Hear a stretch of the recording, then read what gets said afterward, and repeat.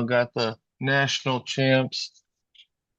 A team that started the season ranked as seventh best overall in college basketball, second in the Big Ten. A team that, for the first time since 1975, undefeated Indiana. They went undefeated in true road games in the Big Ten play.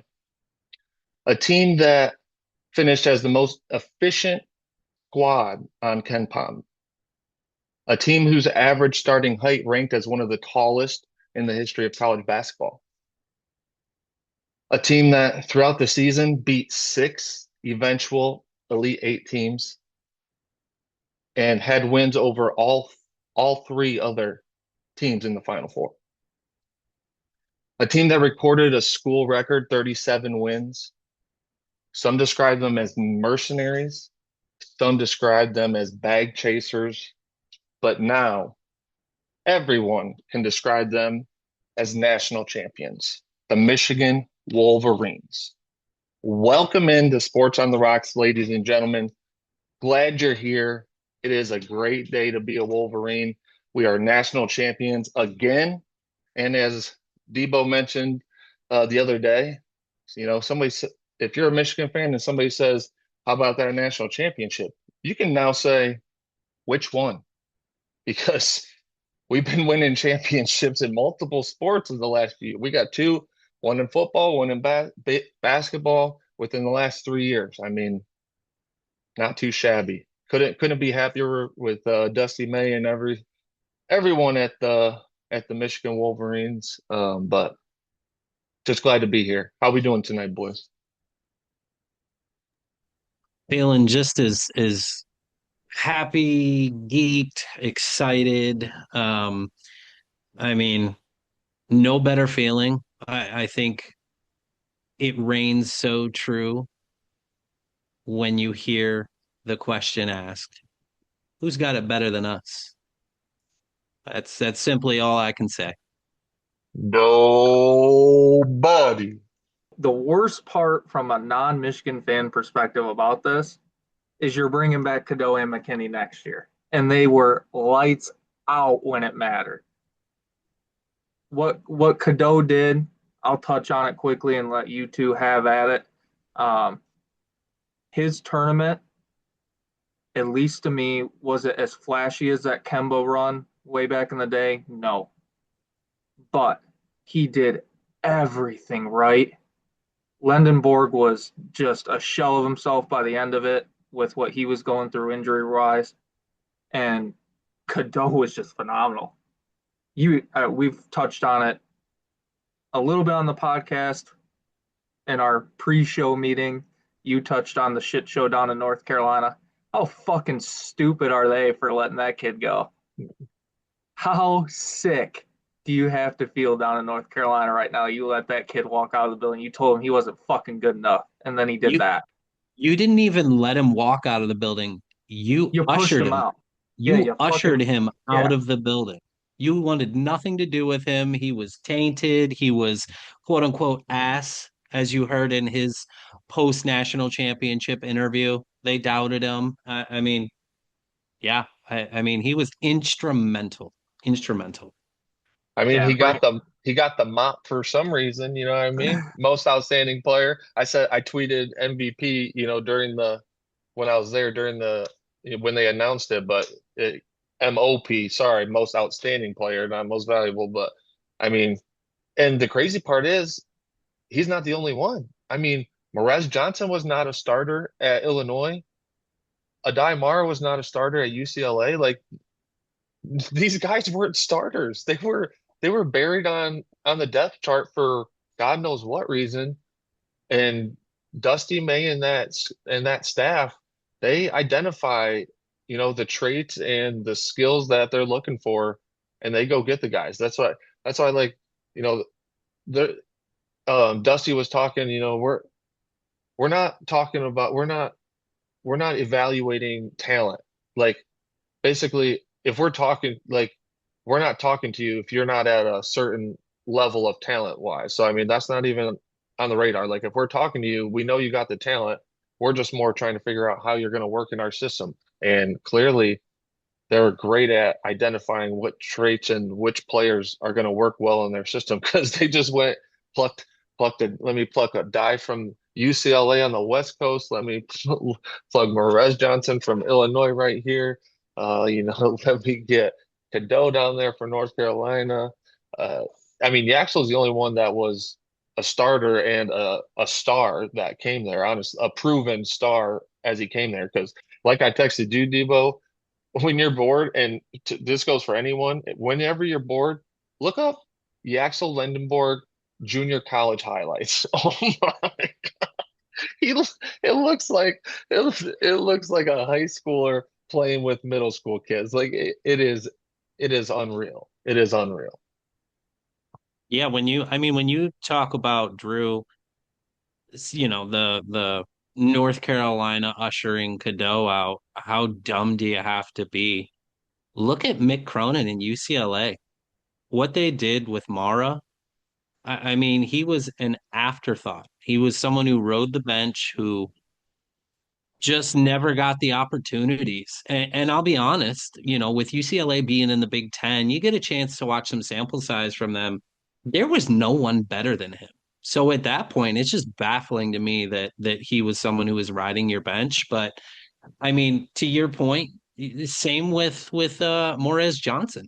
I mean, he was a second rotation guy getting 10, 12 minutes a game, whatever it was. But I'd love to touch on just sort of what college sports and specifically college basketball has evolved into, because it's not, I mean, there's an aspect I would say of having the money to bring in the talent. I mean, we saw the chart breakdown, Cody and you and I were touching on this. It $4 million for a All-American. You're looking at 2 to 3 million for an all league. You're looking at, you know what I mean? So that definitely plays a factor. But I think what you're seeing now is it's truly become scouting. It's become what can you find in Dusty May's case that will gel well, that will be able to play off of each other's strengths and each other's weaknesses. And I'd love to give all the credit and shout outs I possibly could to Dusty May and that staff, because that's what puts you ahead. I mean, we've seen this with, and Drew, I know how you feel about this, but Kentucky put together a $20 million roster. And it's not to say that they can't scout, but it just shows you how important every aspect is when going into that. So my cap is off to Dusty May and that entire staff, because it's not just him. You know what I mean? It's these assistants and um, other coaches on that staff who are able to find the talent, find the players that will gel well, and I mean it's incredible. I mean I find myself at a loss for words for it, because it's one of those things we waited 37 years. You know what I mean? I was born 2 years after they won their last national championship. So incredible.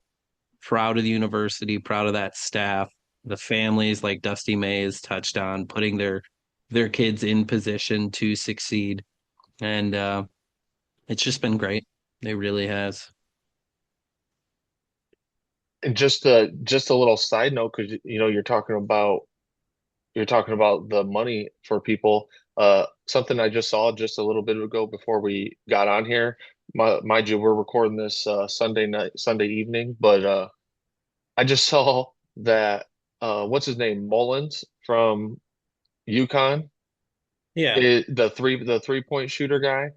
He's just holding an auction. He's holding an auction for who he's going to go to next year. Whoever's paying him the most money, that's what team he's going to. He's having the first ever NIL auction on his services. So whichever school pays him the most money, you don't care who it is, whatever, that's where he's going. So that's that's what we got going on right now in college basketball. It's comical. Like that, I would love to fast forward a year to this point and we can have the conversation about how that turned out for him. Because I guarantee you it's probably not going to go well. I can't imagine it would. I mean, if you're someone who's that caliber and that talent, you would almost want to scout yourself to find that fit as well. So that's silly to me. But I will also say, to touch kind of on just something you saw recently, Cody. I also saw that Michigan's roster was seventh in the Big Ten as far as total value. So I mean, You to mean like me, that's NIL value? exactly, yes, yes. They were Seventh seventh in in the the Big Big Ten, Ten, not even seventh in the just the Big nation. Ten. Yep. Seventh in the Big Ten. Yeah. Yeah. And Oh, no, but we, Dusty just throws bags at all these guys. We got a bunch of mercenaries on here. I mean, just go ask little brother and Tom Izzo, and they'll tell you anything, any excuse in the book about God knows what about. We got bag chasers and mercenaries and paid paid guys just coming here to win us a championship. But seventh in the Big Ten. That's like with Kentucky. It's the old adage, hard work beats talent when talent doesn't work hard. Kentucky had all the talent to do the exact same thing that Michigan did. Those kids are good. They wouldn't be there if they weren't. They didn't fucking work hard. Our defense was shit, turned the ball over way too much, got down early, had no balls to come back ever and make things interesting.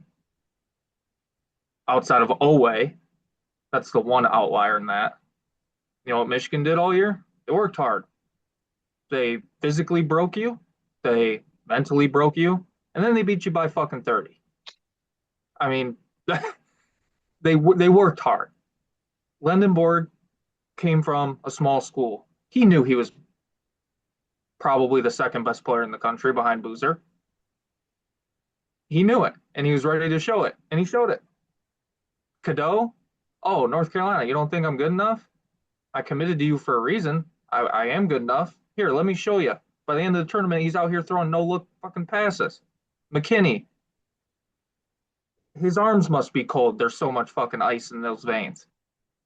That shot he hit towards the end of that UConn game to like really seal it. It was, you kind of knew what was coming, but that three, that was cold. That was killer, killer cold. Dusty May picked all of the right chess pieces. They just also happened to be extremely talented. It was the perfect mix of good kids and an excellent coach. Excellent. So, so good up in Ann Arbor. So, so good. And now you have an adult in the room running the football program again. If you're a one school fan, I'm not, but if you're a one school fan like you both are, who's got it better than Michigan? Nobody. well, and touching on Dusty May, um, just during the parade, which your boy Cody and I attended, as well as our buddy Mej and some of the little ones. Um, Dusty May got an extension.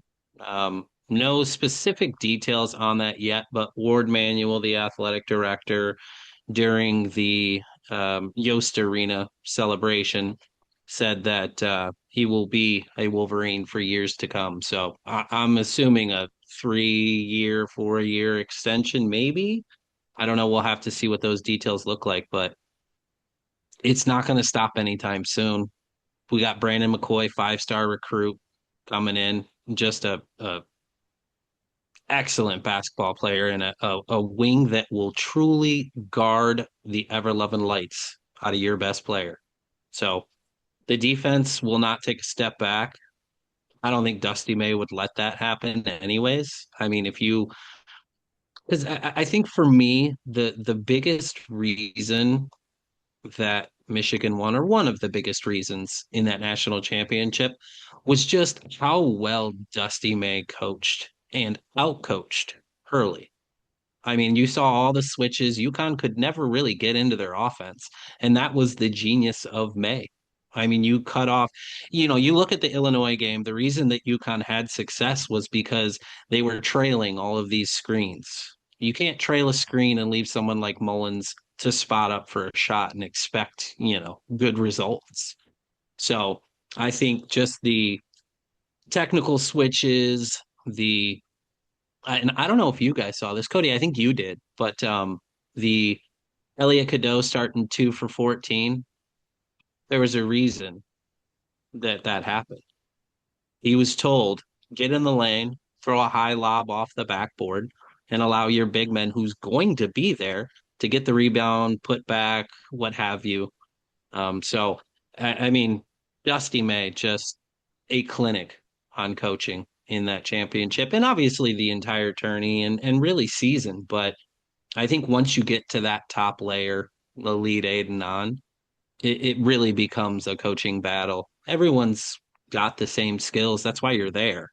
So to me, it was masterful. And again, I'll say it for a second time. Tip my cap to Dusty May. Just is what it is. Yeah, Cadeau mentioned that they legitimately practiced that. Like they practice him just throwing it off the backboard in practice and letting Perez and Adai and Yaxel and everyone basically just crash it and get that put back. So I mean, that's the type of shit that he's game planning. Not just him, but his staff as well. Like that's what this staff is doing. They're game planning those. They're picking that shit apart and they're game planning and picking these guys apart. And they're also hitting it on the recruiting trail.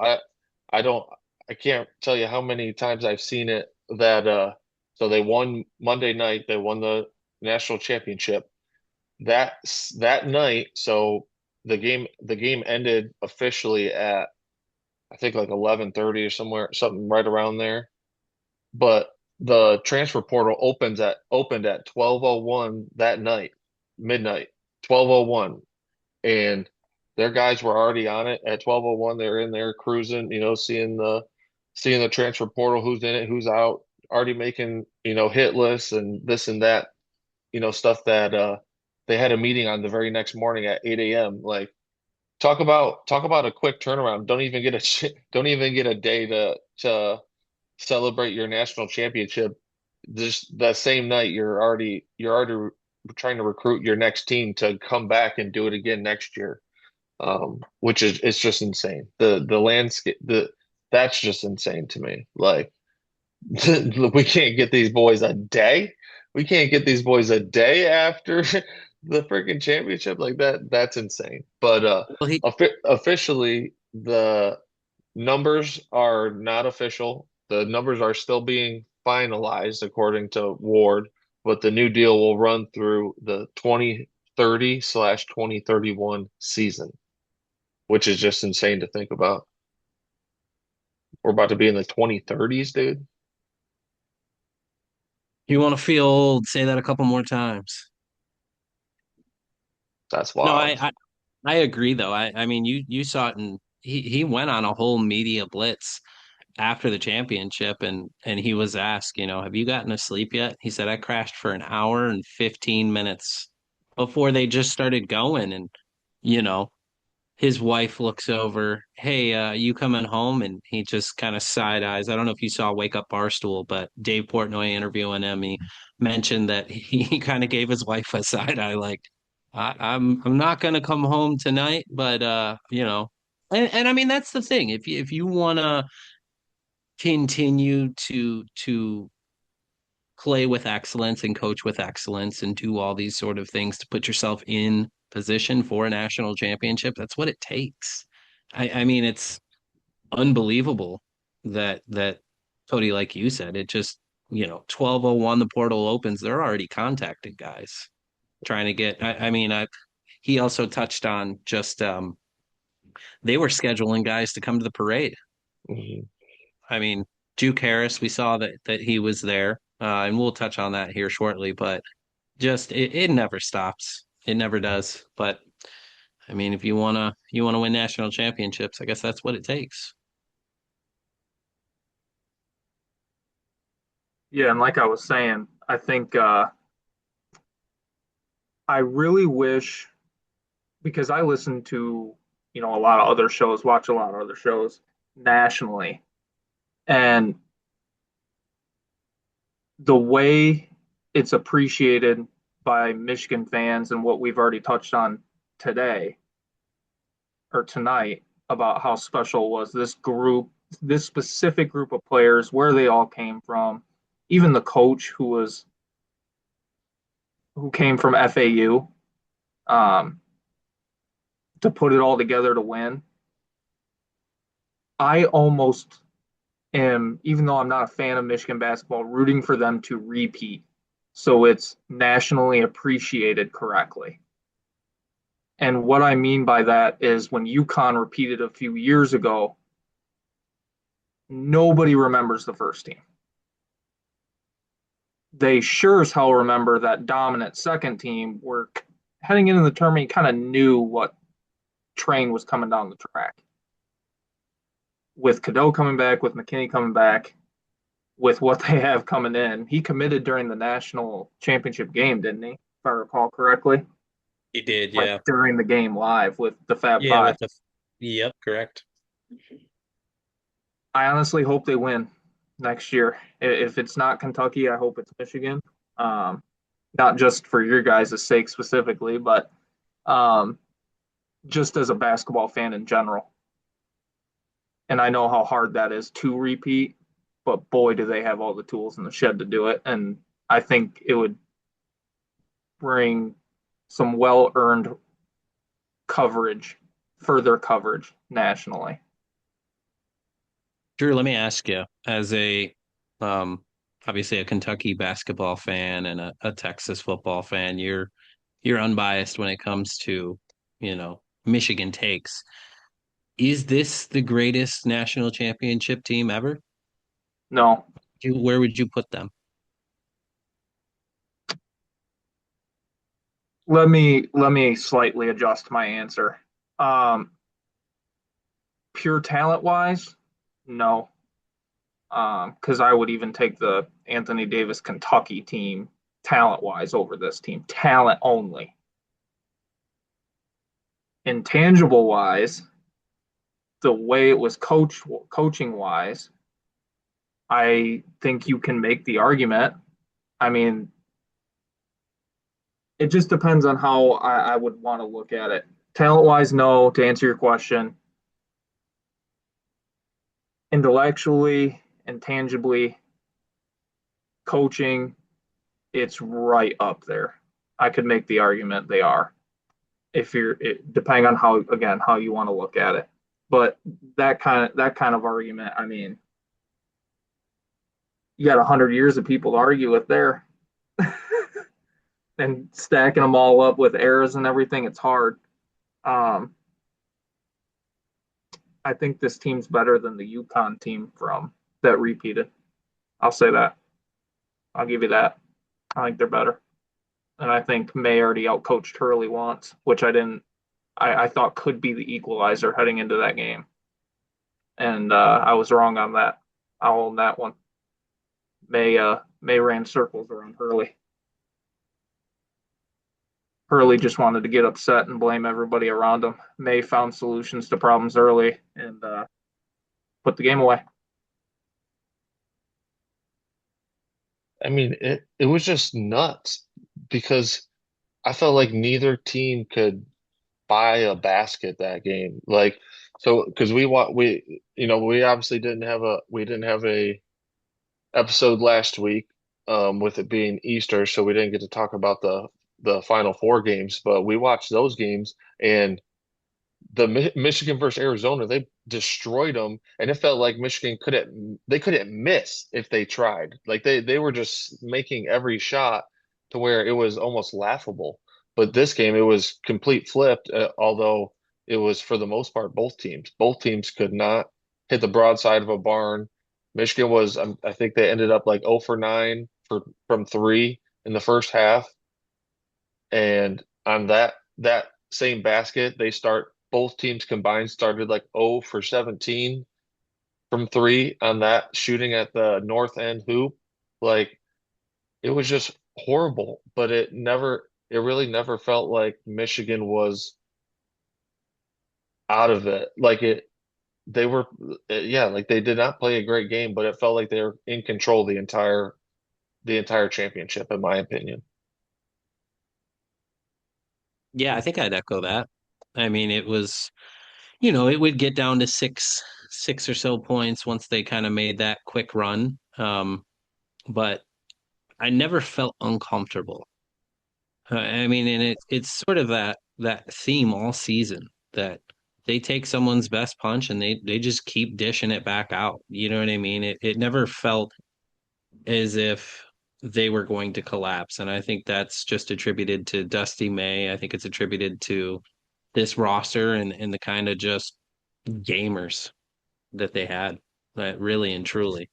But yeah, I mean to kind of maybe I don't know if you guys have any more you'd like to touch on with this. I wouldn't mind going to a little bit of the Final Four. I mean, not a lot to touch on with the Michigan Arizona. We can hit a little bit of it, but I would love to touch on Illinois UConn. Um, to me, that game it really came down to scheme. And I think we kind of a little bit touched on it, but just the defense of Illinois never put themselves in position to contest shots, to get the rebounds that were needed. And that was a schematic thing to me. I think if you go back and watch the game, I think they were so focused on getting out, getting in transition, and worrying about their offense that they kind of forgot about defense winning championships. And to me, it was unfortunate because Illinois had such a tremendous run. I mean, I think Iowa, you could probably throw them up there in that mix too, especially for Big Ten teams. But to me, that was just Hurley out coaching Underwood, really and truly. I don't know what your guys' take on that one was, but I thought it was a master class by Hurley in that game, really and truly. I thought the two best coaches made the final. Two best coaches made the final. And like I alluded to, May outclassed them on the night. Um, I think once you get to the Elite Eight, there's just so much talent with all the players there that is there at that moment. It becomes a battle of truly a one-on-one with the coaches. Um, like if I'm getting, that's what got Calipari in trouble a lot of times when he was at Kentucky. Is that recruiting brilliant, regular season where a lot of things are simplified, brilliant. Tournament time, unless he had Anthony Davis, John Wall, and all those guys, it often turned into a Sweet 16 exit because he got to a certain point. He beat up on, who he needed to beat up on in the first two rounds. And then he went up against an equal or better than. And it came to roost every single time. Hurley finally came up against in the Illinois game, the Illinois coach stood no chance with one-on-one coaching against Hurley. Then Hurley met May, and May came early. And yeah, I echo everything you said, Debo. That was a Hurley game for sure. Yeah, it was unfortunate. Obviously, I was rooting for an all Big Ten national championship, but Illinois could not. I mean, in that game, it was the opposite for them. I feel like they were never in it from the get-go. It just felt like it was UConn got ahead and just never looked back. Um, but just to wrap it up, speaking on, we said Cadeau's coming back, McKinney's coming back. They also got that JP Estrella from the big man from Tennessee, and then Juke Harris, the guard from Kansas, right? Yeah. Wake Forest. Wake Wake Forest. Forest. Okay. Correct. Hmm. Guard from Wake Forest. I think he was the number 2 overall transfer. Um, he was at the parade, which Debo already mentioned. We were there. If you get a chance, we were interviewed live on the air, CBS Detroit, posted it on the socials. Check it out. But yeah, that was a cool little trip. And yeah, Juke Harris was there. We know he took a trip to UNC, so that's a little, but to me, I feel like you kind of just gotta see what's all out there. But let's be honest, Dusty has nothing else to prove. If you want to win, you know where you gotta go. So if you don't Well, want to and be there, that's, if you don't want to be there, don't come. I mean, I 100% agree with you. And I think it's interesting because Juke Harris came out and commented and basically just said he wants to win. But to me, it doesn't really make sense unless you're chasing with UNC because Mike Malone taking over, first time collegiate head coach. I mean, he's a gifted coach. He took Denver to a title and, he's certainly competent, but I think there'll be a little bit of an adjustment period. And I don't know.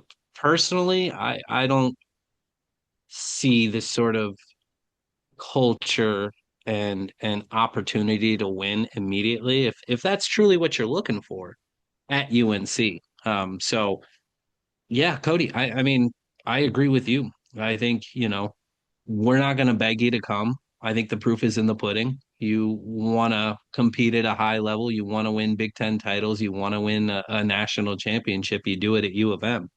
But we'll get a little bit of clarity on that soon, I think. It sounds like it's just between the two. Um, and I don't know if you guys know, was it an in-person visit or was it just a okay, yeah.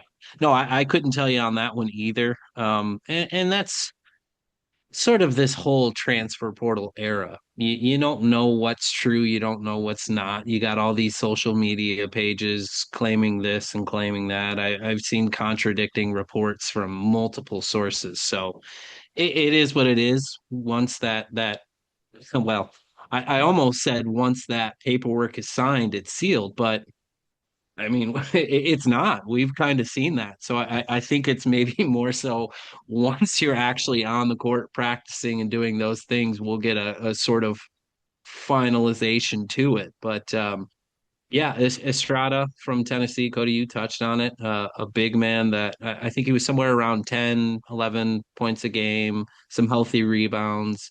One of the more talented bigs in the transfer portal, officially signed and sounds like sealed. That's never 100% in this day and age. So we hope that remains. But a key addition for Dusty May and maybe continuing this big man sort of rotation. I mean, obviously we saw it with Danny Wolf and Vlad Golden, and now we got it with Morez and Mara. Um, so it'll be interesting to see if there is another big man piece. Some other news too. Kansas big man, Drew, help me with a name. Oh, not Dybonstra. I know who you're talking about. Idigba? No. Yeah. Is No. that what it is?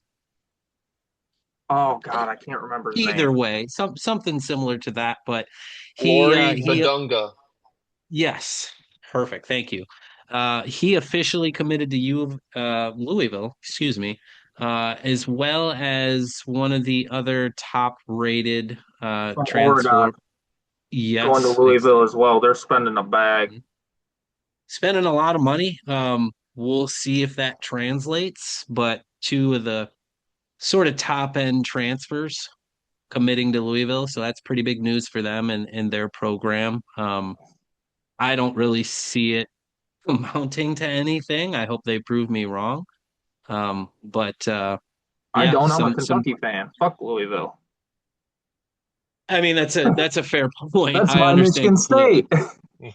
Yeah, yeah, I get that. I'll retract it. I hope they do terrible. No, I hope it blows up. Yeah, I'm just forget those kidding. guys.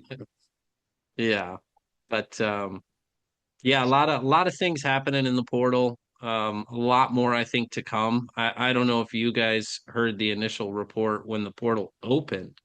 It opened with within 24 hours, I believe it was, 2,900 athletes were in the transfer portal, Division One men's basketball, and it only ballooned from there. So you've got what more than half of Division I men's basketball players in the transfer portal. So, and again, I mean, you hopping in the transfer portal does not mean that you are done with your university. You can certainly come back, but I think we're going to get a huge shakeup in the rosters that is, college basketball, and we'll see where everyone lands. Yeah, and I just want to say real quick, so we're touching on our boys, and you mentioned Morez the monster. There is a chance that he comes back. And I mean, if Great Morez chance. came back, dude, if Morez came back, dude, repeat. Put it down right now. As soon as he commits, repeat. Yeah, Mark it down.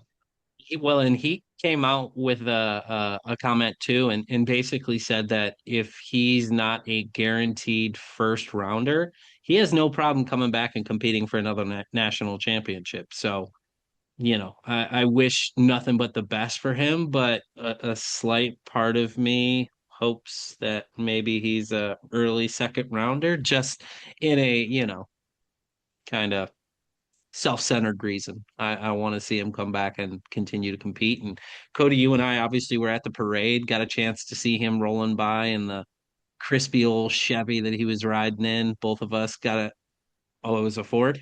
Ford F-150. Oh, goodness gracious. Whatever. But we got a chance to see him and support him, show some love, and sneak in a little comeback Merez. So I mean, he's hearing that from everyone. Everyone in that Yo Stadium was chanting it as well. So hopefully the big man comes back and can give us some juice, you know. All right, before we move on and go any further, I didn't hit you in the beginning, but I got to do it. We need you to subscribe and follow and comment and like and interact with us on the socials and all that good stuff.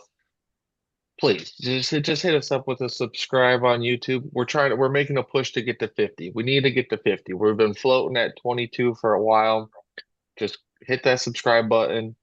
Doesn't cost anything, doesn't do anything to you. All it does is help us. So we would appreciate it immensely if you could hit that subscribe on YouTube. And then, if you're feeling generous, do it on all the other socials as well. We're on X, we're on Instagram, we're on TikTok, on Spotify. I mean, just, show the boys some love. Give us a comment, give us a like, we'll interact with you. We're putting content on Oh my all the God, please platforms. like and subscribe. Good Lord, just subscribe, guys. I'm sorry, Cody. Subscribe. We love you. We wanna feel the love back.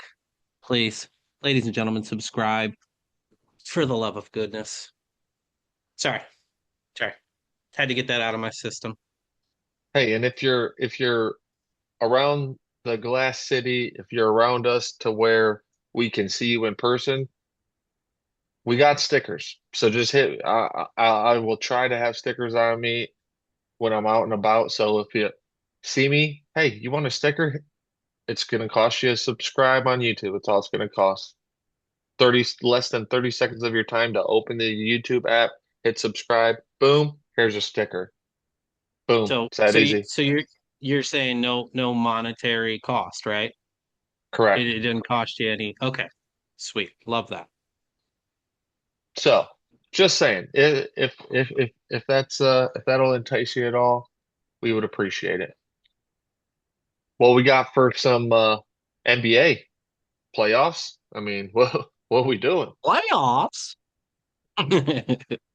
It's the final day of regular season, ladies and gentlemen. A lot of things have been situated and set.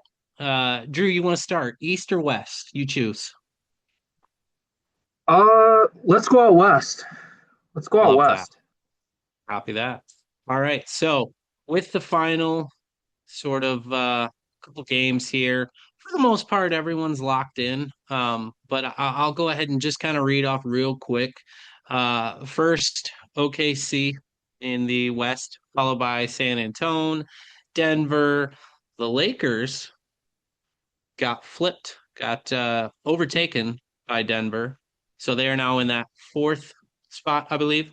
Rockets in fifth, Minnesota sixth, Phoenix seventh, And then, eighth, ninth, that's going to be the Trailblazers, followed by the Clippers and Golden State to round it out.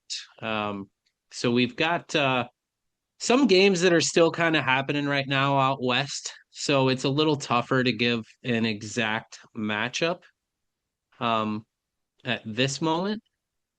But looks like your boy Cody's Golden State is locked in at 10.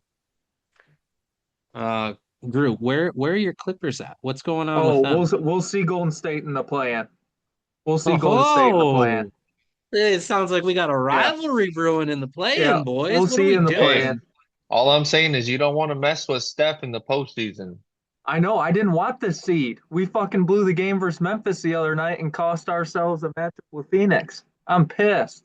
I wanted no part of Golden State in the play-in, but now God, we yeah, got them, and I yeah. get I you guess I wanted might have to Phoenix bust bad. out I guess I might have to bust out my Chef Curry jersey. Well, you got to go to the storage unit, Nope, just in the closet. Just in the closet. back of the closet with dust all over it. I love it. Clippers I'll by tell you what, 30. the playing games start Tuesday. Am I right? I believe so. I believe so. Yeah. Man, it's too bad you guys can't be locked in a steel cage with a TV and just a live stream. That'd be fun. Oh, let me know what bar to go to. Make that happen. But no, out west. I mean, let's start with the Lakers. You got to be sick if you're a Lakers fan. You got to be sick that you blew that 3 seed because now you're on the OKC side of the bracket and you're going to be done in round two. You wanted we talked about this before. If you're the Lakers, you wanted an inexperienced playoff wise San Antonio team versus OKC in the second round. Yeah. Yeah, I would 100% agree. And like you said, we sort of touched on it. But Drew, to your point, previous podcast, if you're the Lakers, this is what you get for not having a locked in number two scorer. And don't get me wrong, LeBron is LeBron, but he's up there. He's not the guy he used to be, and no disrespect to him, but this is on them. To me, I don't know how you feel about it, but I feel like they put themselves in this hole. They knew what they were getting into bed with when they a few years ago went and got LeBron. They got their championship out of it. That's what they wanted. But here's everything that comes with it. You're locked into him. You're locked into his kid. Who does not belong in the league. I I don't know. Part of it is bad luck, obviously with Doncic's injury so late on, and everything's still to play for, in my opinion. As it came down, Austin Reeves is not a two. He's a nice three on a championship-ish team, probably. He's not a number two. And now him and LeBron are kind of 1A and 1B in it while Doncic isn't there. Well, It's that's gonna the thing. they'll probably Drew, beat Houston, but not to interrupt you, but Reeves is out too. yeah, I Reeves mean, has a grade two injury, so I mean he's not coming back anytime soon. They hope that that's the case, but I mean this is squarely on LeBron's shoulders right now. That and obviously the rest of that roster, but I just don't see him being the guy at this age capable of willing them past to Houston. I mean, don't get me wrong, they could move past the first round, but to your point, they don't go any further, in my no, opinion. So no. it's a tough look, and it's unfortunate for them. I mean, like you said, it's a bit of bad luck that kind of put them in this position, but yeah, to have Reeves and Doncic go down around the same time, both grade two injuries. I mean, it's a terrible look for them and the Lake Show, but I mean, if you're everyone else in the league, that's a little bit of a sigh of relief because I think even without a designated number two, they're obviously a talented team. I don't know that they're necessarily a team that could make a deep run, but with these injuries and leading into the playoffs, I think they've sealed their fate, unfortunately. The only bright spot about getting out of the 3 seed is I don't think really anybody wanted Minnesota in round one because I think the Lakers probably win that series. I think Denver beats them in the first round as well.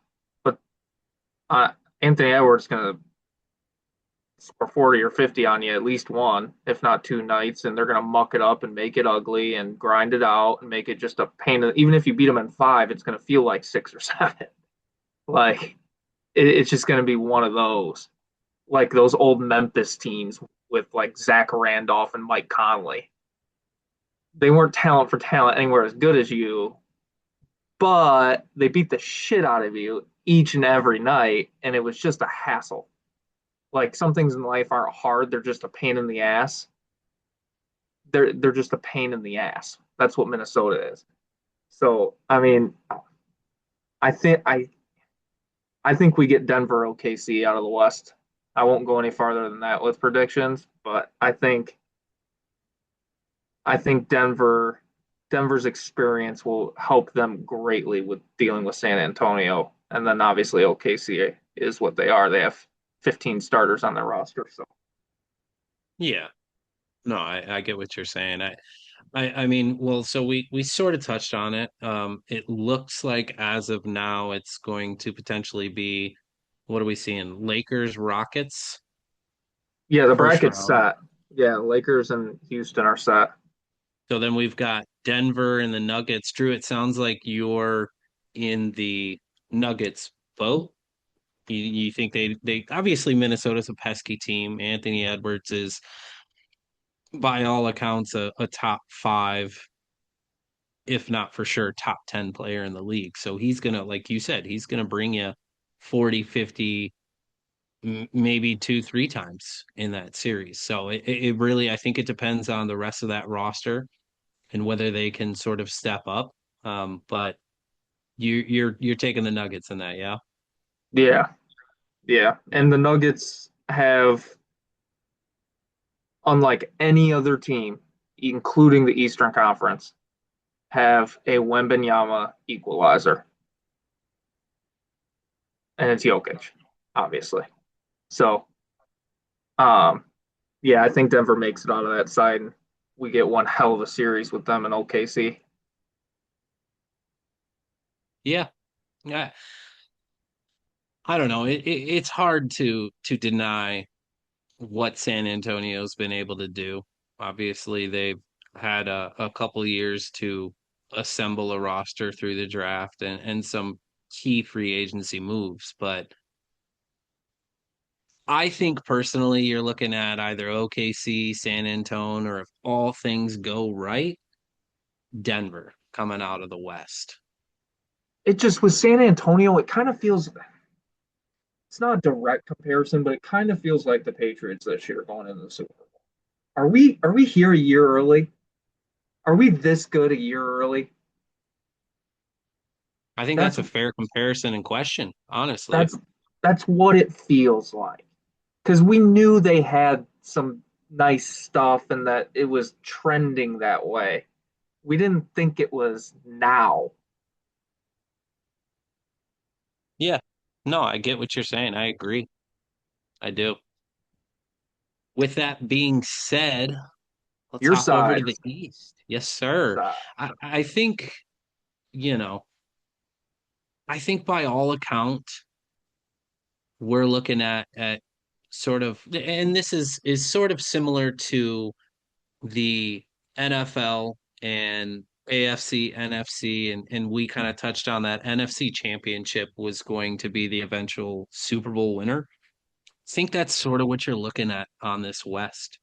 But I to like that me, take. It's Boston, or you're looking at the Knicks. I don't want to you know count my Pistons out, but Cade Cade going through the collapse lung, I think, and don't get me wrong, that team stepped up, but I think once you slow the game down, because that's what the playoffs are. it's a half court game. It's slowing everything down. It's X's and O's. It's playing that sort of slow, methodical game and picking teams apart.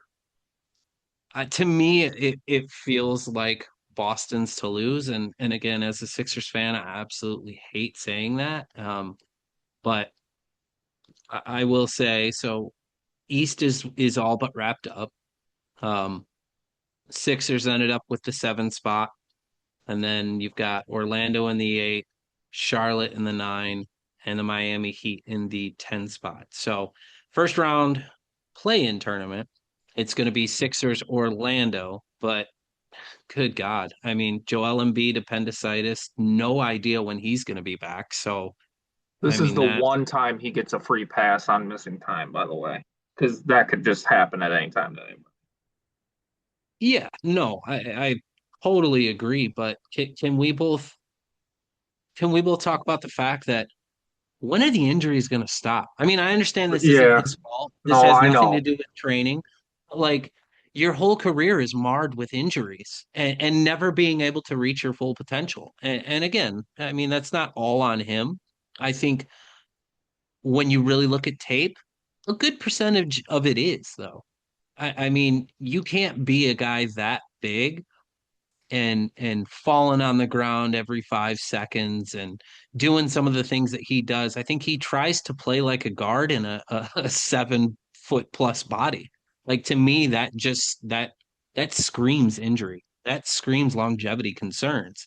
So to me, I would like to think that we get by the Magic, and they're a talented roster too. So I feel a little iffy on that, but you're looking ahead. You got Boston, and they're just not prepared and equipped for that sort of challenge.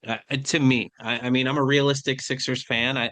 It's been a lot of pain for the last handful of years, and I think that's brought me back to earth. But I mean, what are your thoughts? I mean, if you would have asked me before the year, I hate the Philly Orlando matchup, by the way. I hate it because if you would have asked me before the year, I was I was loving what Orlando was doing with Suggs. They go out and get Desmond Bain. They still have Paolo, Wagner. Like they were really assembling something that was like, okay, they're going to give the top of the East a little run here. And Boston didn't have Tatum at that time. So shit. And now they're here in the play. Yeah. And then you have Philly, which, if you know me personally, as a massive Eagles fan, when it comes to Philadelphia, it tends to not matter. I There's a rooting interest just in the city in general. Um, I made the argument a couple weeks ago on the podcast that I thought Philly could be the most dangerous team heading in. I still feel that way. Wow. Okay. What's your reasoning? Embiid, I'll get to Embiid in a minute because I have an Embiid thing that I think is really, really good. I But mean, and to be Mac, fair, before you even get started, Embiid could come back. So we're not yeah, saying right, he's right. He's done. not, He could be a yeah. game 4, game 5, or on something like that. But And if they can who steal knows? one in Boston, it gets weird if Embiid comes back. It gets real weird in a fucking hurry for Boston if they steal one and you get him coming back, and then this is the best. I'm a Clippers fan, okay? I just lost Paul George, and I wasn't mad at it because he was never what I thought he was supposed to be for the Clippers next to Kawhi. This is the best I have seen Paul George play since Indiana. And those Indiana teams were really underrated and really fucking good. And that should be horrifying for people with Maxey and Edgecombe coming right behind them. Because that backcourt, those two as your core pieces moving forward, should terrify the rest of the East. Because they're really, really good. And Maxey also happened to go to Kentucky. So. But anyways, I still think they make the Boston series weird. I still do, and it would not shock me if they upset So them. well, oh, okay. That sort of answered my question. I was going to ask you how weird. Uh, Is Boston the Five favorite games, going in? six Yes. games, Do I seven give games.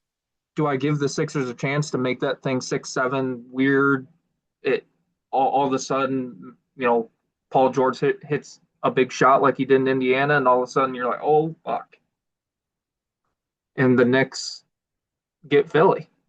But is Boston still the favorite heading in? Yes. I still think don't just write off the Sixers because there's a stereotypical story this time of year about how Embiid's not there to start it.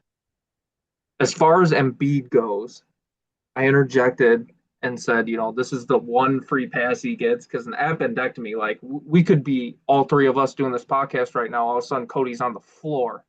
It can just happen. And it happened to Embiid, of course, right here, right now, right before the playoffs, when everything seems to be rolling. It sucks for basketball this time, not just for Philly. It sucks in general because this is very, very, very Grant Hill. This is very, very Penny Hardaway. Timeless talent. Timeless. All-time talent. I'm not gonna go on for 5-10 minutes with stats for you. The audience can do it themselves because they're not going to believe me. Joel Embiid's the best shooter, big man of all time. Look up his stats. Look up his stats and put them next to each other with others. Do it. You'll be shocked. Yeah. Timeless I, talent, and we miss it as fans. We missed Penny. We missed Grant Hill, and now we're missing Joel Embiid, and it sucks. It sucks.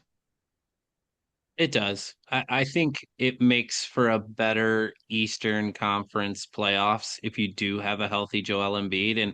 And to be fair, I mean, he had his injuries. He only played, I think, 38 games this year.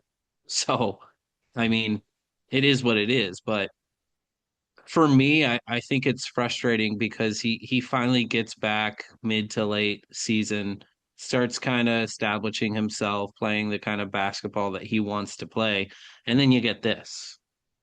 I mean, it just sucks. I do agree with you, but I wish I shared your optimism, but I don't see it. I wish I did, and any of you viewers, if you're a Sixers fan, I know it hurts, but I'm just being real. I would love nothing more than to make that Boston series weird. But I got to be honest with you. I don't know how confident I am we get past the Magic. I mean, for all of their pitfalls this season and ended up in the play-in when, Drew, you alluded to it. We thought they were going to be a team who could sneak into that 6 spot, that 5 spot. And they had a chance here late season, but some goofy losses, some dumb plays towards the end of the game that cost them, and now we see them in the play-in. So I don't know. I would love for them to move on, but you know I'm 60-40 on it.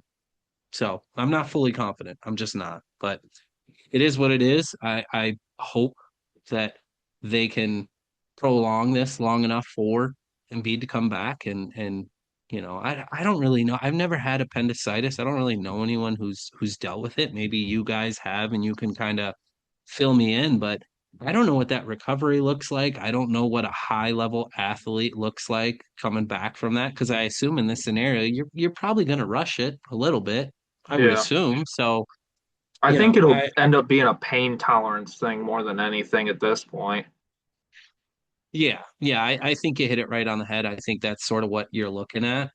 But you know, go Sixers. I'm hoping for the best. I think if you talk to our resident Boston Celtics fan, Mej, he'd say they got no chance.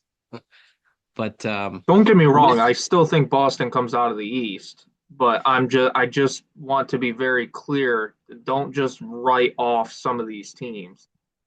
yeah, well, and with that being said, Drew, let me pose you a question. How do we feel about the Pistons? I mean, for God's sakes, they locked up the number 1 seed and they did it with a little bit to go. So, I mean, by all accounts, statistically and where they finish the season, they should compete. I'd I love just to get your take on sort of what you see out of them throughout these playoffs and I just Cade don't returning.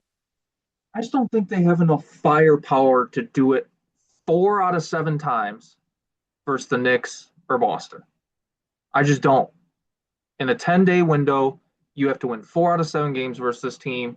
I just don't think the firepower's there. Yeah, I think no, they I don't think. fucked up the deadline like another team they share the fucking building with, and we'll get to that. But um,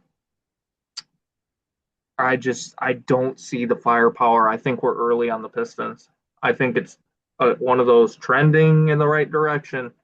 I think I think we're a year or two away until they either draft really well or decide they want to open that wallet. Yeah, I mean, I don't necessarily disagree with you. Obviously, I'm a Sixers fan, Lions fan when it comes to football. But I don't share the same love and affinity for the Pistons. So I wish the best for them being a Detroit sports team. But Drew, you touched on it. Until they open the bag, until they pull that fat old wallet out of there and start really spending money. I mean, you know, some of these guys that they made acquisitions for aren't world beaters. They're not guys who are gonna give you what you need to take the next step because that's what it's got to be. Especially in the East when you've got to deal with a Jaylen Brown who's playing absolute lights out right now. When you've got a Tatum who's come back from an Achilles and by all accounts looks great and has done Fantastic. it consistently since he's come back. I mean, he doesn't show any signs of slowing down. So to me, I think you're right. I think this is we keep smacking this one around, but I think it's sort of similar to the Patriots being ahead of schedule and as well as the Spurs maybe because we'll see how that plays out, but maybe being ahead of schedule too. I think they sort of fit that criteria as well. And I mean, I would say, well, let me ask you, Drew, and I'll kind of ponder this. What are the odds that the Pistons make it out of the East? I've got them probably plus, hmm, Make it out of the I'd say East. plus 6, plus 5, plus 500. I mean, they're not, you know what I mean? Like, I would say I would put Knicks and Celtics at even money, 40-40 and ooh, okay, 30%. Uh 30% Detroit as far as like if I had to make a graph pie of it. sure, yeah. No, 40% I get Knicks, what you're saying. 40% Celtics confidence wise, and 30 Detroit. And that's I don't really feel comfortable with that, but that's fine. I, Yeah, I, I I mean, just I get what you're saying. I think it's that tune that we've been playing that they're just a little bit ahead of schedule and good Lord, what a turnaround though. I mean, especially for a GM who was all but ready to be ran out of the building. I mean, obviously, we'll see how these playoffs play out and whether not adding a key cog is gonna hurt them or any or cog what. at all. Yeah, I mean, I agree. What was it? Kevin Huter was that their best addition, I think, Yeah, at the who's trade having his deadline? worst 3-point shooting year of his career. Yep. Yeah. I mean, that's not going to get it done, especially if you're making that sort of move at the deadline. I mean, with that, I'd love to sort of touch a little bit on the Knicks. Lost today to Charlotte. I mean, rested everybody basically. Towns, Hart, Anobi, um, Brunson, all rested. Mikal, all but rested. He played 23 seconds in the opening frame, and that was really just to continue his streak. So um, they lost, put Charlotte in a position. Before we really get into the Knicks, I want to say I like what Charlotte's doing. I don't know what it is about them, but I like what they're doing. I think with a couple more pieces, they could get out of that plan and really start to be a team to compete with in the East. But with that being said, how do we feel about the Knicks? I mean, what are we what are we thinking? Obviously, they're going to go up The, against Oh, go ahead. Well, no, I was just gonna say they they feel safe in the sense that they have a good coach, they have the iconic arena, they have the familiarity now with all the pieces that have been together. However, they're just one of those teams that always finds a way not to lose to the opponent, but to lose to themselves. It's going to be a mental thing for them. It's not going to be about capability as far as talent goes. Yeah. Well, Uh, it looks like Toronto's the first round game. I think that's an easy win for them. I really yeah, do. I would think so. Although But Toronto's got a couple nice young people, but I mean, we're talking about teams earlier that are a year early, 2 years early. Toronto's about 3 or 4. They need to still fill up that roster pretty significantly. Um, but man, I'm excited as a general basketball fan that we're going to get Knicks Celtics 7 game series in round two. That's going to be fucking fun. That's a heavyweight fight. I that's have history. zero interest in Detroit and Cleveland playing 7 fucking games. Jesus. Yeah. And James Harden, we all know what's going to happen if that goes 7 games anyway. He's going to go 1 for 13 from the fucking field like he did for my Clippers and blow the fucking season away. I have And my zero interest in Sixers. that. Yeah, no, I agree. I think there's a reason we didn't really touch on Cleveland. I mean, No, it is fuck what it James is. Harden. All right, so I want to pose a question to both of you now that we've kind of touched on everyone. Play-in game will start obviously Tuesday. Who is your NBA World Champions 2026? Give me your predictions, boys. The Golden State Warriors. No, I'm just playing. I'm just playing. I'll be real. I'll be real. Honestly, if I had to pick anyone, I'm feeling a Boston Celtics for the boy mesh. Hmm, okay, yeah, I have a hunch I he's got no right. beef with that. Well, I have beef with it, but I get it. I mean, I'm gonna go Denver. Ooh, sneaky. I'm gonna go Denver to unseat OKC uh, and then come out on top in the finals. I'm in awe of Jokic every time I watch him. Again, Jamal Murray, Kentucky. Um, Big fan there. Hardaway's a nice piece to have. I mean, they're kind of like OKC light in a sense where they just have a rotation that when it comes playoff time, some teams have to shorten their bench to 7 or 8 guys. They still have 9 or 10 that make a difference in some way in the game. Um, yeah, give me Denver. Okay. All right. We talked about this. There's an abundance of riches when it comes to OKC. Yeah, As a resident Sixers fan, cannot allow myself to choose Boston just off of sheer, hatred, quote unquote, we'll call it. So I'm gonna go OKC. I think there's just, like I said, an abundance of riches. I mean, you want to talk about a roster that can really play deep? That's one of them. I mean, they got Jared McCain coming in for 5 minutes, lighting you up from three, and that's going to be hard to defend when it comes playoffs. And you like you said, Drew, you shrink those rosters down because not all these guys are getting those minutes anymore. So I think OKC wins it.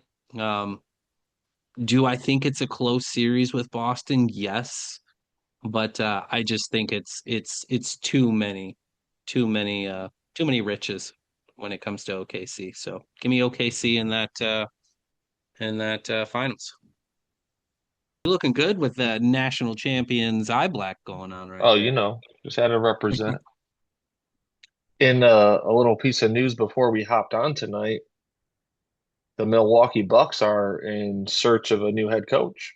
Doc Rivers is no longer, they will no longer be needing his services in Milwaukee. You mean they'll no longer be needing his services? Yeah. No, I saw that report too. Drew and I can attest to this. Good riddance. Good riddance. I Yep. never liked him in Philly. I know, Drew, you never liked him with LA. And all the abundance of talent that he had when he was the Clippers coach. Yeah. I, Nope. he he walks around on that championship Big Three banner in Boston as if it's something. And that was what, 2008? Yeah. Something like that. I have no problem with it. I think it's a good move.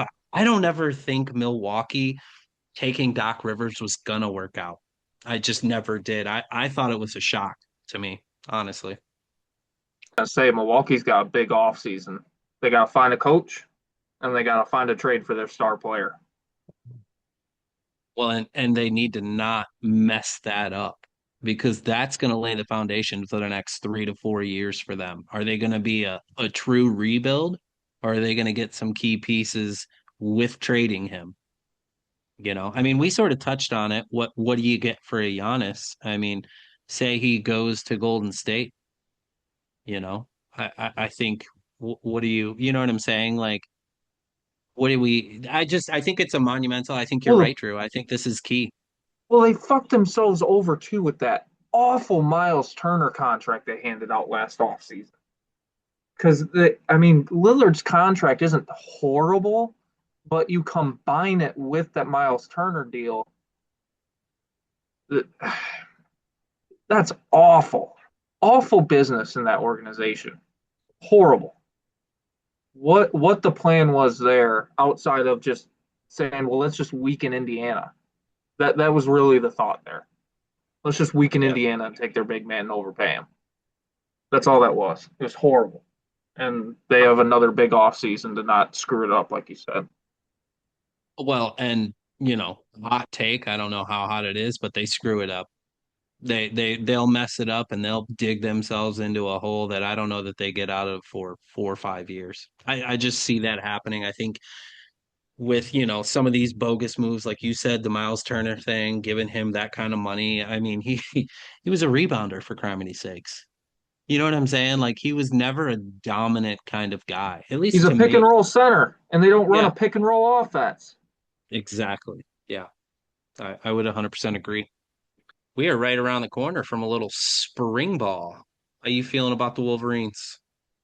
Oh, I'm feeling phenomenal about the Wolverines. Ready to get into it with Coach Witt, get the Coach Witt era underway.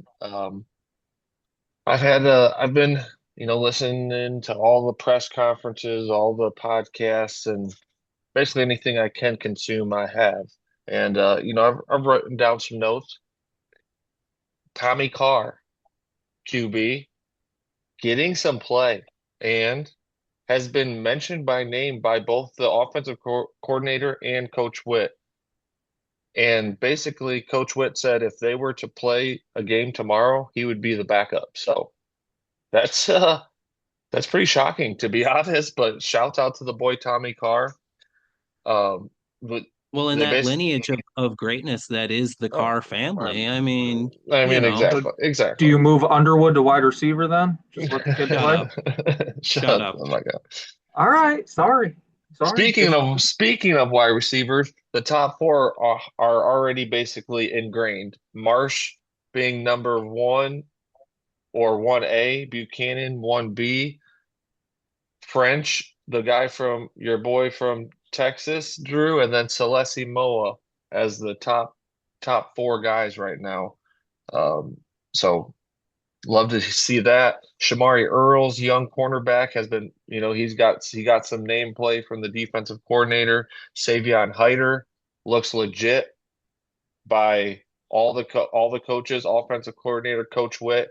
They have mentioned his name multiple times in multiple different podcasts, multiple different settings. So he looks like to be the guy.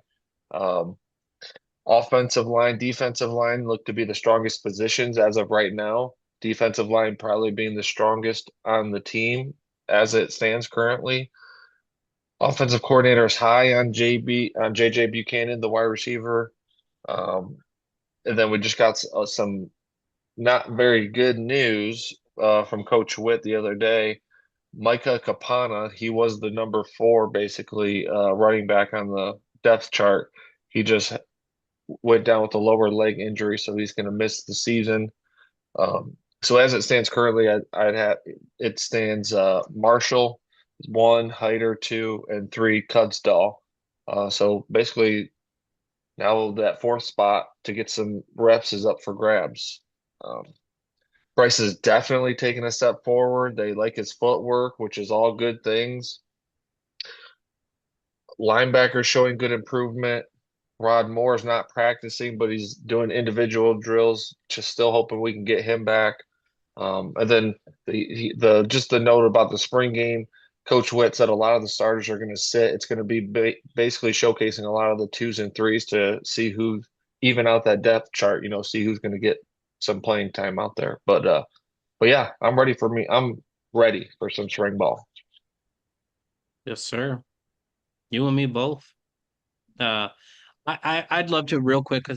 Just I see Hyder in all the news and all the comments from everyone naming him specifically. Early hot take. I think he wins a Heisman. Te quita la ropa, por favor. Yeah, Buy take me those a clothes buy me a drink first, my guy. off. Yeah, I think hitter, Hyder, excuse me. His lateral quickness, the way he's able to get out of his breaks and get to the next level, I just see that being something that kind of gets him that more playing time when we get into sort of the grunt of the schedule, especially, 4 or 5 games when, potential injuries are a thing. Jordan Marshall might be a little banged up. But I just see greatness in his future, and it sounds, by all accounts, everyone else on the team and the staff feels the same way. So, yeah, something to look out for there. Also, Drew, Cody, you touched on it. Tommy Carr stepping into that number two role, something that I don't necessarily think a lot of people expected. Um, Gentleman who transferred from LSU, Hunley, I think I'm saying that right. I kind of thought he would be someone who was going to step into that number two role, someone with experience, a cannon for an arm, but he's actually no longer with the program. So yeah, he's withdrew from the program. He is no longer with the Michigan football program.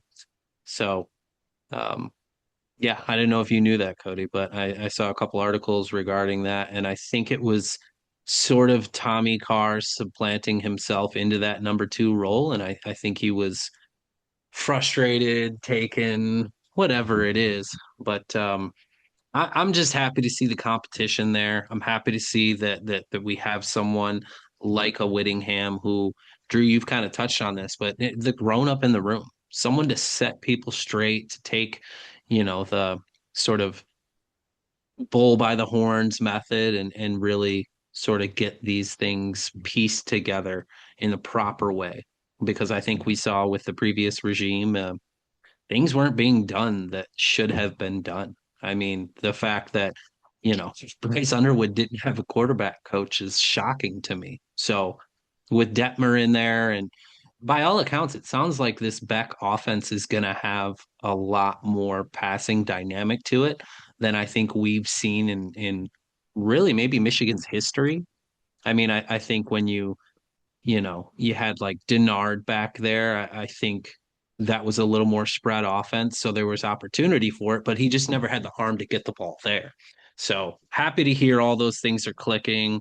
The offense is evolving. Like you said, too, the linebacker group stepping up. I think that was sort of a concern area for me when we sort of looked at what this roster actually kind of played out to be. So all great things going in the right direction. It's unfortunate we're not going to be able to see those starters in the spring game, but I mean, this is the evolution that is college sports and is the spring game because I think we've heard a lot of coaches touch on just how maybe informative they can be to all these other schools on the schedule coming up for the calendar year. So, it's unfortunate. I myself and the lady, we will be up in Ann Arbor for the spring game. Um, supporting the team, and we'll go from there. But all excited around here, and go blue. Drew, I gotta ask you. Oh, sorry. Go ahead, Cody. Oh no, I was going to say a couple things. I did not know that quarterback transfer that you mentioned. That was the first. That's the first I'm hearing of that. And yeah, like I just went and looked up their roster, and they only have four quarterbacks on the roster right now. Bryce being one, obviously, Tommy Carr two, and then they got Brady Smigel, a freshman, and Chase Herbstreit, a sophomore. So I mean, not close to zero experience. I mean, Bryce is the only one on the roster with game time experience, which is kind of insane if you think about it. Because I was feeling good having that guy in there. To have a have a guy with some game time experience. If just if something were to happen, I don't think I'll say this. I don't think Bryce would play bad to where he gets benched, but I'm more saying a backup plan in the chance that he gets hurt because real that's a real thing. And I mean, if that's the case, I want somebody who's been there. I don't want to be throwing in. Sorry, I mean that's all well and good, Tommy Carr, but I'm not just trying to throw another true freshman out there who hasn't started a game when our starting quarterback goes down. Like that's just not what I'm trying to do. But I couldn't but agree yeah, with you more. I will say too, it by the product of the system that it sounds like we're going to run, because you saw it at Utah with his name's escaped me, but Dampier. Either way, the agile athletic quarterback that they had, and he could still sling the ball around, but within that system, it's a quarterback run offense. So I 100% agree with you. I think if you're down Bryce in a game that you need experience and you need leadership, and it's no disrespect to Tommy Carr. I mean, he's outperformed so far in spring ball. So it's wonderful news, but I think you're right. I think it's a little frustrating. I think it's also sort of this era that we live in where you can you know, just pull out whenever you want. There's no obligation, there's no commitment anymore. So it's tough. But how are we feeling, Potts, about the Texas Longhorn spring ball? Oh, real good, real good. Um, Spring game will be fun. Um, I think it's a really uh, nice sideshow, for families. Bring them out, let some kids play that don't won't normally, and it just doesn't matter. I'll upset everybody in the audience. I have no and all the listeners. I have no issue doing that. I have Arch Manning. You don't. I'll see you in the fall. That's how I feel about Texas spring ball. We'll be just fine. I'm looking forward to it. I'm ready to get to August and September. confidence, hey, that's what you got to have. All I'm gonna say is I think I smell a natty loading in Ann Arbor again. So Yeah, I I'm already just said earlier in I'm the gonna leave it like podcast that. that you guys are going to repeat in basketball next year. We just might go back. We just might do it in football and basketball in the same season. Has that ever been done? I need to look up if that's ever been done. They've done it in the That would same be a good year. stat. Who would be the school to do it? Florida? Yeah, No, that would be my well, that would be my guess because because UConn, no. Michigan State, hell no. L- Michigan, Michigan might have done it in '89, maybe. Michigan's always been good. Um, God, who would be the school to do it? UCLA back in the day when they actually were good at football, maybe has done it. um This college is below the Mason-Dixon line. hmm. Arkansas? No. Fuck. I don't know if historically they've been good at basketball back in the day, but I guess Bama? Miami, Nope. Florida? Close. No, I said Florida. Florida State, Miami? Oh, you said Well, that, Florida? yeah, Yeah, I I said, said Florida. Oh, I yeah, didn't we hear both Florida. did My at the bad. beginning. That's one of our Oh, okay. guesses. Yeah. Yep. Florida Gators. Florida Gators did it in Oh, 2006, yeah, 2007. when they beat Ohio State in the national championship, Cantwell Exactly, blew exactly. them out by like 40. 41 to 14 in case you're just Yes. to be sure. Oh yeah, Chris Leak, Tim Tebow. Yeah. Oh yeah. Yep, Ooh, that same year, under Coach Billy Donovan, the basketball team took home the title as well. So it has been I, done, and Michigan's about to be they are, as of now, they are the only school to do it according to Google AI. So we will see. We will watch Michigan be back to the back, second to do it. back to back, back. All Sorry. right, we'll stop beating the dead horse that we already know we're going to win the championship. So we'll move on to the ice. Just a little quick, what we got going on in Detroit, what we got going on in the NHL. I'll Drew, leave this. yeah, please I'll do. leave this one. Please. Um, I was raised a Red Wings fan, Toledo Storm fan. Um, this is the most pitiful effort from each and every part of this organization in my 32 years of life. Um, Part of it is I was spoiled with 25 years straight of playoffs. Part of it was I was spoiled with rosters littered with Hall of Famers. And I was certainly spoiled with Stanley Cups. Um, However,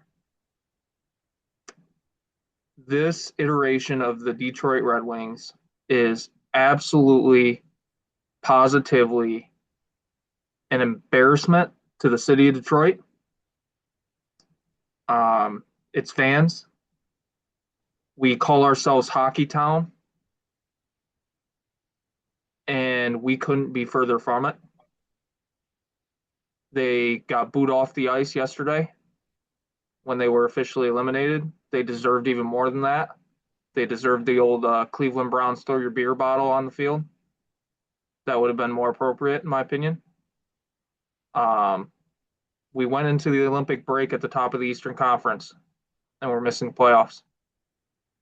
We're missing the playoffs. We gift wrapped a unprotected first round pick to St. Louis for a second pairing defenseman that made absolutely no fucking difference in the games he played. Absolutely fucking none. Um, this is on Steve Yzerman, all-time great franchise player, captain, legend. Should never buy a drink in the city of Detroit, but he should have one thrown at him today. It's fucking terrible. The roster's not put together. Heading into next year, I'd keep Larkin, I'd keep Sider, I'd keep Raymond and Gibson. Everyone else is fair game. Either Chris Illich, Mr. Little Caesars, you're an embarrassment to your late father. Spend your fucking money. I can't get a fucking hot and ready anymore for $5, you asshole. I spend 20 something dollars now at Little Caesars, you piece of shit, and it's not even good pizza. Spend the fucking money or blow it up. The Brinket's got 1 year left and he scored 40 goals this year. Go get yourself a pair first. Start over. Fuck it.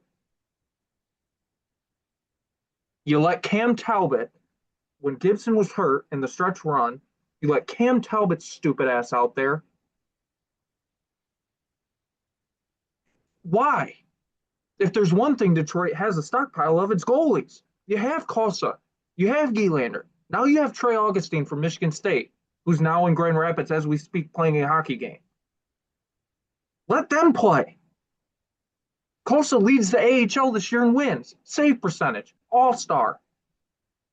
You traded up in the first round 5 years ago to go get him. Over Jasper Wallstead, who's starting for Minnesota, who's in the playoffs. Play him. This isn't hard. This isn't hard. It's infuriating at this point. It's just infuriating. I don't have too much else. I could go on for an hour about how I feel, but I think it's pretty crystal clear. It's just not good enough. Um, Not good enough. And I know both of our friends, Chris and Bubba, listen, congratulations to the Colorado Avalanche. They've figured out the blueprint, and they're kind of taking over that title as hockey town, as painful as that is to say, as a Detroit fan. I I can't add too much more to that. I think you're right. I think that Cider is untouchable. I think Larkin is untouchable. But I don't feel the same love for Raymond skating around on the edge, slapping pucks back and forth. I don't know what he's brought to this team. I mean, we can debate that all day, but to me, I think it's got to be a front office change, um, or something with the players. I mean, this team has just felt stale. It feels like there's no passion, there's no fire, and I don't know how many times the head coach can call you out. I mean, I don't think he's the scapegoat. I really don't. I don't know. Do you? No, I like I don't McClellan. know what's that. I like McClellan. I have zero No, issue. I do too. I do I have too. I zero think issue he with should McClellan outside of continue. the Talbot thing, but I don't think that's all his choice. To be fair. Yeah. No, I agree. I think he's been everything you could ask for. I mean, I don't know how many times you got to call this team out for being soft, for being unmotivated. What more do you need to do to light a fire under this team? And like I said, I think it has to do with the front office. I know, um, you know, he's one of the greatest. Iserman has you know he's been everything for Detroit, and to go what he's been through in Tampa, he knows what it takes. But we're on year 6. I mean, I don't understand what the fuck is going on. And excuse my language, I don't normally curse, but I don't know. Do you take away captaincy from Larkin? I don't know if that's ever been No, done in the no, history of, but I guess if you do that, I can't imagine he would want to stay, but like there's got to be something. Something has to happen. So to me, I think Larkin, I think Cider, I think Gibson. I mean, the guy stood on his head and fuck, by the end of the year, he's burnt out. I mean, you did that to him as an organization. He can only withstand so much before, the floodgates open. It just is what it is. But to me, the only untouchables are Larkin, Gibson, and Cider. I think the rest you explore, you do what you can, get what you can, or at least shop the market. I mean, I don't even know necessarily what's available. This is to me one of the weaker free agency classes. Drew, I mean, you can touch on it, and we don't have to go too far into this. Obviously, we're frustrated, but I just don't see those big name options or options that change what this culture has become. well, Eiserman had a chance already at Quinn Hughes. Fucked that up. He After should have traded. saying he wanted to be there, after his parents live there, for Christ's sakes, Yeah, like the ultimate bag fumble there. I don't get it. I think I pin about 90% of this on Iserman. And I don't know how long the leash goes. I mean, we're in year 6. I mean, it's the same thing. I've heard this quote before, and I think it fits so well into this situation. Insanity is doing the same thing over and over and expecting different results. Something has got to change. It is what it is. I'm a Detroit fan when it comes to sports, but this is disheartening, and I think Drew, you're right. I think Colorado has taken over Hockey Town, and get that fucking thing off the ice because we don't deserve it. We don't. no, and like I was saying, he already fucked up the Quinn Hughes thing. He should have traded for Dylan Cousins when he had the chance. Larkin wears the C on his chest. He rightly will get some of the flack for this. but he has no fucking help behind him. That's why I pounded the goddamn table for Vinny Trocheck so hard. So hard. Yeah, his son plays on a very, very well respected team in New York. He wanted to stay in New York, whatever. The point of my argument with Trocheck and going to get him at the deadline was then you would have had a second line center to take some of the shit off of Larkin's plate. Yeah. Larkin's the top line center. Larkin's the top PK center, the top power play center, because he's one of the best face-off guys in the league. So you have to throw him out there every time. You go and get a guy like Trocheck, who's number two, right behind Larkin, coincidentally, in face-off percentage.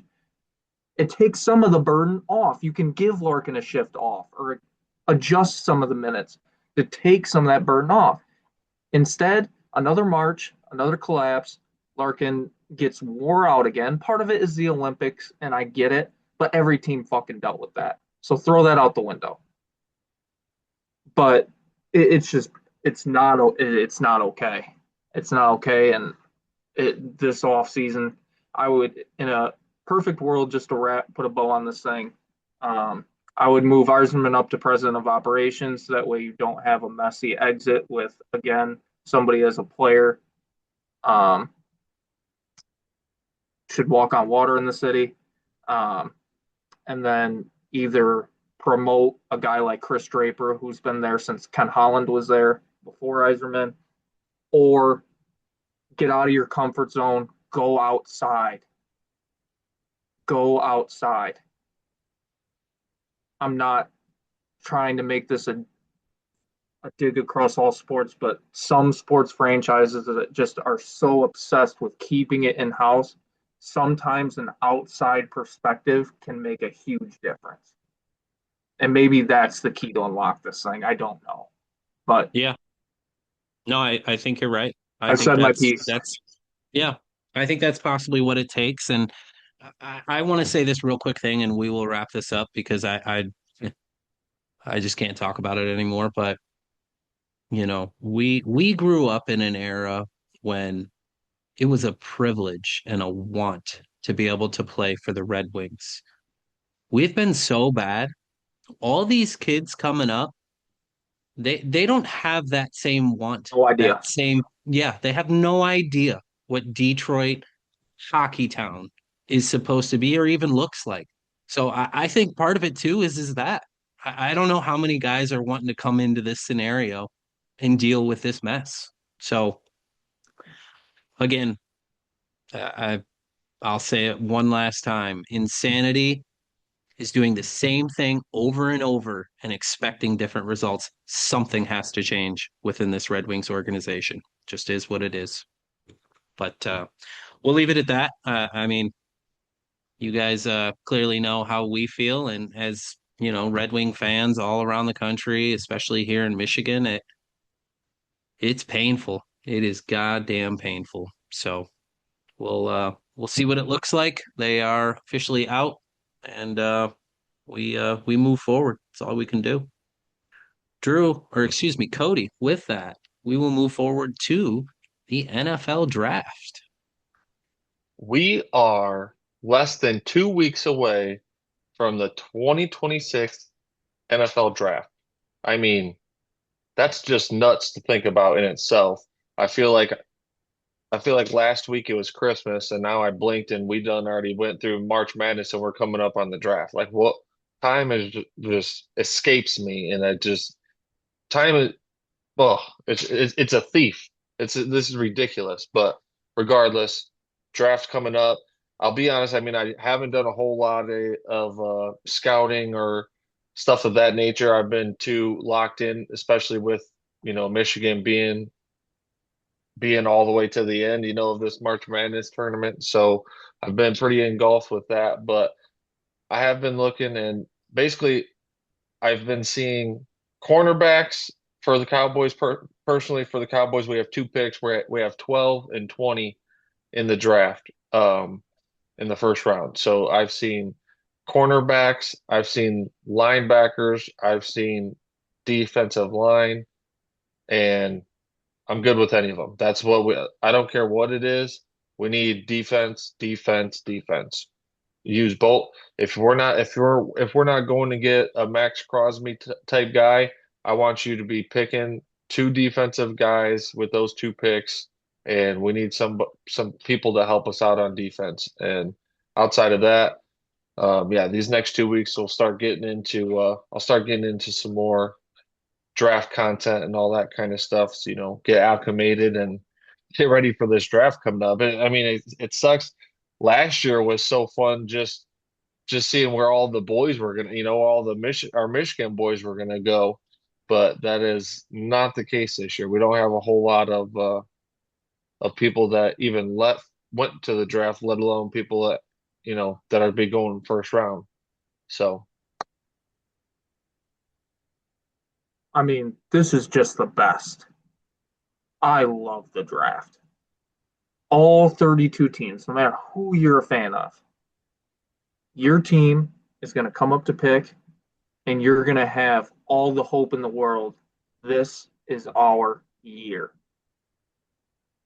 With some kid walking up and getting this jersey. Oh, it's our year. This guy's sick. It's our year.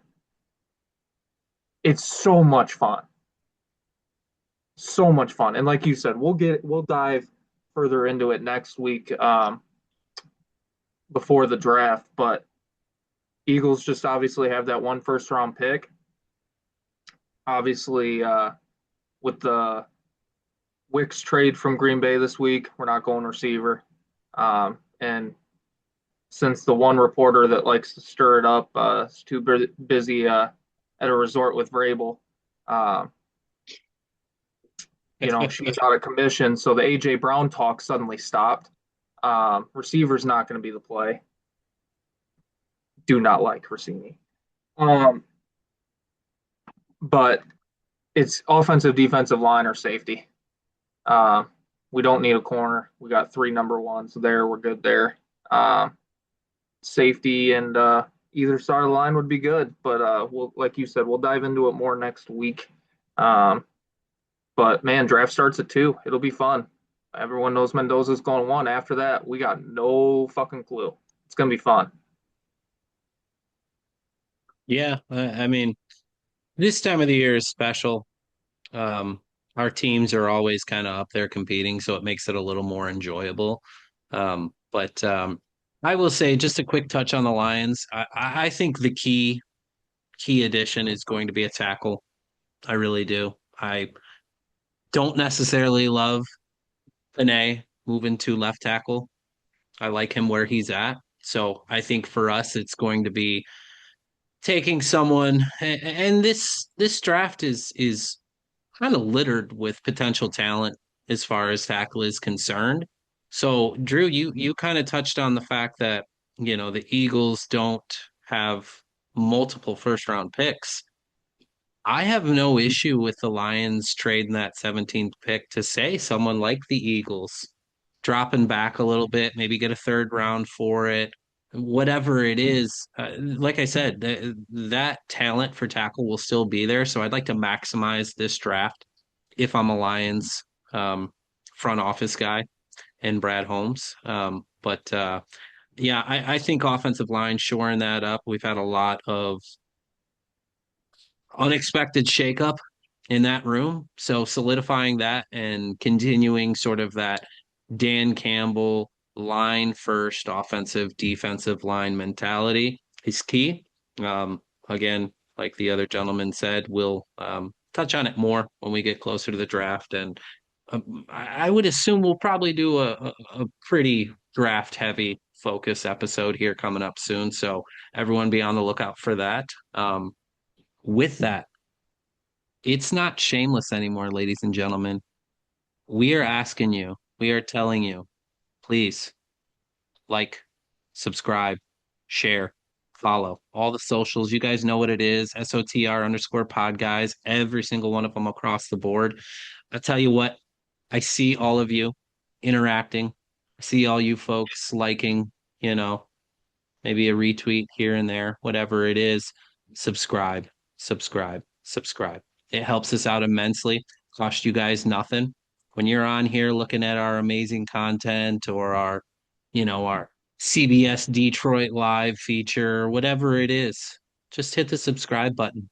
That's really all it takes, and we really appreciate it. So, with that, we're going to go ahead and just quickly touch on some WNBA news. Some kind of monumental things have happened recently as far as the WNBA is concerned. Drew, you want to touch on that? Yeah, we got seven-figure checks going out. We got seven-figure checks going out. The revenue sharing has started. Um, the like Kelsey Plum, I don't know if you guys saw, she signed the 1 year, $999,999 contract or whatever, and then went outside the building to some guy and asked for $1, and he gave it to her. Now she has 1 million. I don't know. I just thought that was funny. But yeah, Jackie Young got the first bag. Um, I mean, it's awesome, right? I mean, for the players. Um, as far as the WNBA is concerned, I'll just get this out quick and let you two roll with it.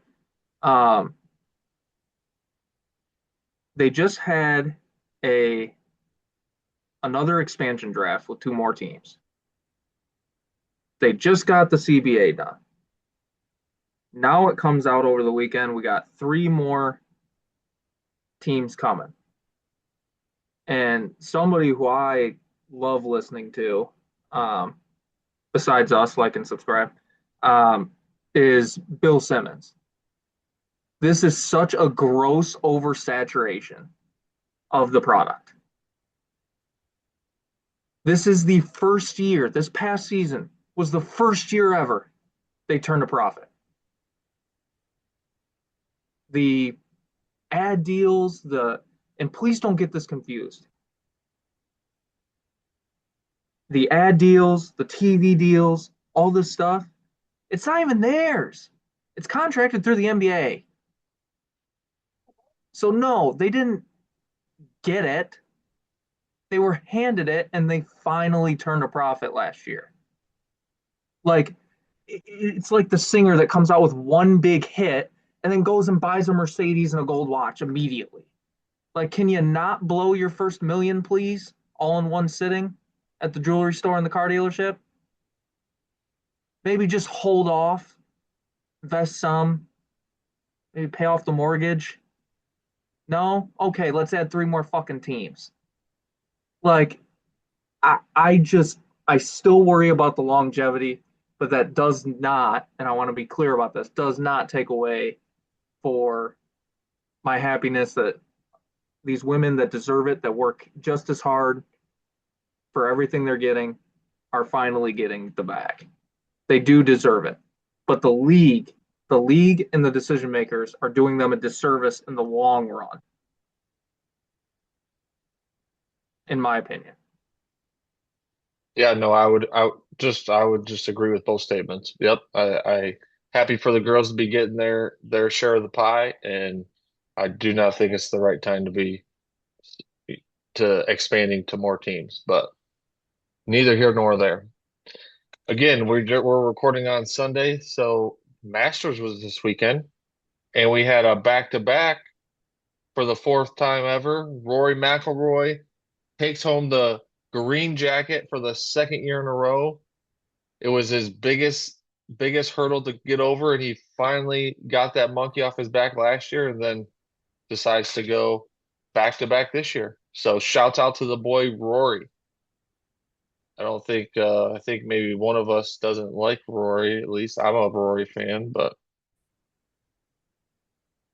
I mean, like it was the whole Ryder Cup stuff where all these fans hurt my feelings, and then it's, oh, I'm so pro PGA Tour, but I took the last month off and was flying out to Augusta to practice every single week. Like, but I'm not gonna support the tour and play the little ones. I only care about this one, but I, I'm not. I would have liked to see Scotty end up getting it, taking it at the end because he was just so phenomenal. That he was, I think, the first ever, right, to play bogey free round three and four. Yes. It Yep. just would have been cool. It is what it is. Congrats to Rory. So, Justin Rose was on fire there for a minute. That boy was on fire. He could not miss. It was insane. But With that, though, comes the question of the day. Gentlemen, what is the best ice cream flavor of all time? The GOAT. What you guys got? I think it's become a staple more like in the last maybe like 10 years, I'd say. But to me, chocolate chip cookie dough. Just you can't go wrong with some chocolate chip cookie dough. You got the vanilla ice cream, you got the pieces of chocolate chunks in there, and then you just got literal chunks of cookie dough. Who doesn't love cookie dough? I mean, can't go wrong with that in my opinion. So to me, that's gotta be one of the goats. I'm kind of simple, just like moose tracks, I guess, would probably be mine. I like peanut butter cups. I like ice cream. Oh, I'm simple like that. Or chocolate. Fuck it. Easy. Nothing special. I don't like mint. For me, I hate mint. It has no purpose being an ice cream. That is just a terrible decision if you lead with it. I'm sorry. That just is what it is. But for me, I'm a chocoholic. I could never get enough. It's a real problem in this household. So for me, I'm going triple brownie fudge. That is to me the GOAT. It's a heavy hitter. Love the brownie pieces in it. Can't go wrong. And it never is unappealing to me. So I'm gonna go triple brownie fudge as my goat ice cream. I do love that. I mean, my go-to is usually like the Brownie Better Blizzard from DQ, which I was just informed that like they don't make that actual Blizzard anymore. It's like called something else, but it's basically essentially made the same way. It's just called something else for whatever reason, but just found that out from my wife. So I think that's gonna do it for us today. Um, appreciate everyone for hanging out, listening, watching, participating. Hopefully you're liking the video. If you're excited that the Michigan Wolverines are national champions in basketball, give us a like. Throw us a comment. Tell us how you feel about it. Um, who's gonna win next year? Hit us up. But we appreciate you for hanging out. Let us know your favorite ice cream of all time. Interact with the boys, subscribe, like, follow, all the above. Until next time, peace. Adios. Go blue.